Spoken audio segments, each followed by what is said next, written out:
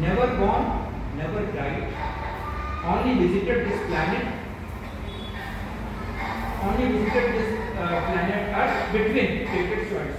इस तारीख never born, never died, न कभी पैदा हुए न कभी मृत्यु हुई, केवल पृथ्वी पर इस समय के बीच है। यानी जन्म से पहले शरीर नहीं था, प्रकट रूप नहीं था, मृत्यु के बाद प्रकट रूप नहीं होगा।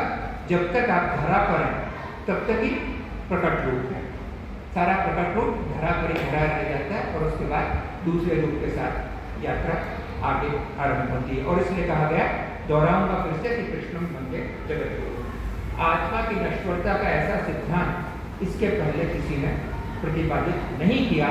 और जो मैं आपसे कह रहा था कि मृत्यु होने का अर्थ है कि देह से चेतन तत्व चला जाता है, कोई अंतर नहीं, वही देह आपके सामने लेटी हुई जिसको आप इतने समय से देख रहे हैं, लेकिन अब वो देह अपना हाथ नहीं उठा पाता। अब वो अपना, अगर आप उस देह के मुंह में कुछ डालते हैं तो वो जो का क्यों बाहर आ जाएगा, वो भीतर जा नहीं सकती। सारी चेतना रुक गई, सारा चेतन तत्व चला गया।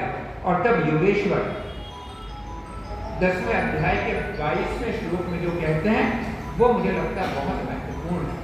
इस पूरे चेतन तत्व को लेकर ये एक श्लोक विशेष तौर पर, यानी उसकी पूरी एक श्रृंखला है, लेकिन मैं इस चेतना को लेकर ये श्लोक आप लोगों के साथ में साझा करूंगा। वेदानाम साम वेदा अस्मि, देवानाम अस्मि वासवः, इंद्रियाणाम मनश्चास्मि, भूतानाम अस्मि चेतना। वेदानाम सामवेद अस्मि, वेदों में मैं सामवेद हूँ, देवों में मैं इंद्र हूँ, इंद्रियों में मन हूँ, और अंतिम बात प्राणियों में मैं चेतना। जब चेतना चली जाती है, जब चेतन तत्व चला जाता है, तब मृत्यु हो जाती है।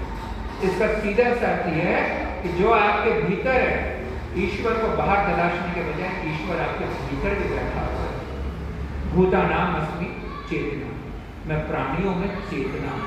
चेतन तत्व का जाना यानी मनुष्य का समाप्त हो जाना। तो मनुष्य की आंतरिक चेतना को जागृत करना कृष्ण का उद्देश्य है। चेतना जागृत हो जाए तो मनुष्य ध्यान करने लगता है, चिंतन मनन करने लगता है। ये सारी प्रक्रियाएं उसको आत्म साक्षात्कार कराती हैं, एक तरह से सेल्फ एनलाइटिंग की ओर लेकर जाती हैं।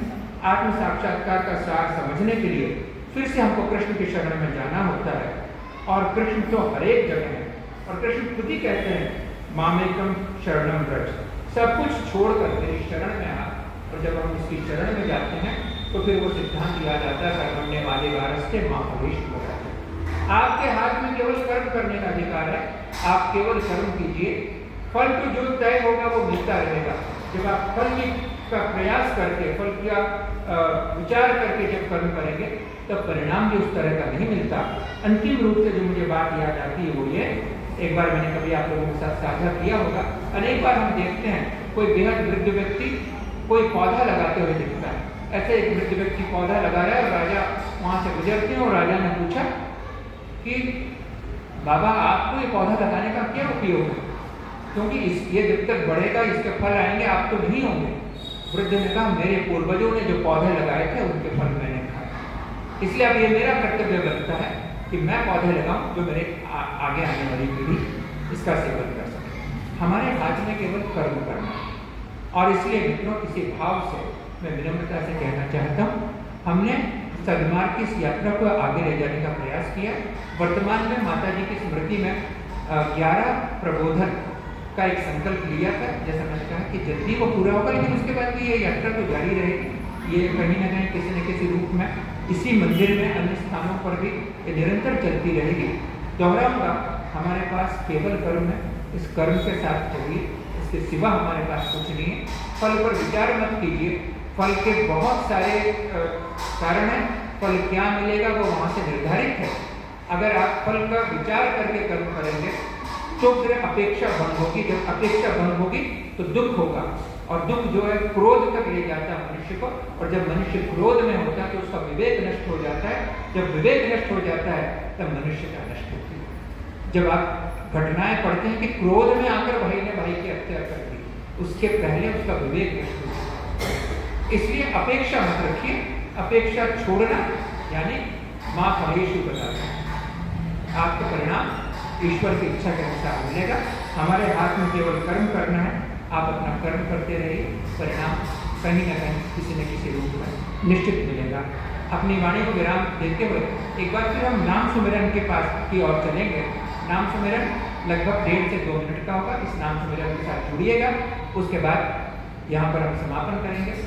पंडित जी हमारे बीच में आ गए। उसके बाद सामूहिक रूप से आरती होगी और प्रसाद होगा। ये नाम सुमिरन छोटा सा जहाँ से हमने आरंभ किया था उसके मुकाबले थोड़ा छोटा चलेंगे। आप सबके घरों में भी ये नाम सुमिरन होता है। इसको आप सामूहिक रूप से पूरे आनंद के साथ कीजिएगा। जो